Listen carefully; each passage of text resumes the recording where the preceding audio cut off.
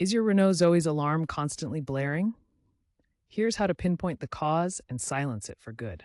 The three main culprits are the door latch switches, interior sensor, and the 12-volt battery. Door latch switches often fail due to corrosion or misalignment, especially after 50,000 miles, falsely signaling an open door. The interior sensor, designed to detect movement, can be overly sensitive, triggered by wind, pets, or even loose objects. A weak or drained 12-volt battery is a common issue, as the alarm system relies on a stable voltage. Parasitic draws from faulty ECUs can quickly deplete the battery. Start by visually inspecting door latches for damage and ensuring all doors are fully closed.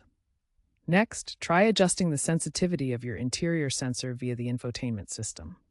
If problems persist, check your battery's voltage. It should be above 12.5 volts. For door and latch switch issues, start by cleaning the switches with electrical contact cleaner to remove grease, oil, and dirt. Ensure proper alignment of the switches, and if faulty, consider replacement.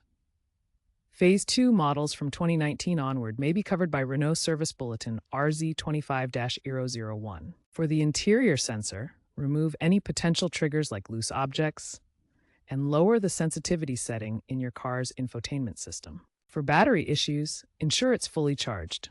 If it drains quickly, check for parasitic draw using a multimeter. If you're not comfortable with electrical work, seek professional help. If problems persist, take your Zoe to a Renault dealership. Software patches via over-the-air updates for post-2020 models may address sensor calibration. Check community forums like Renault's official site and Reddit's r/Renault Zoe. For older models, aftermarket alarm bypass modules are an option, but use caution. By 2030, expect integrated diagnostics and remote alarm reset features through connected apps.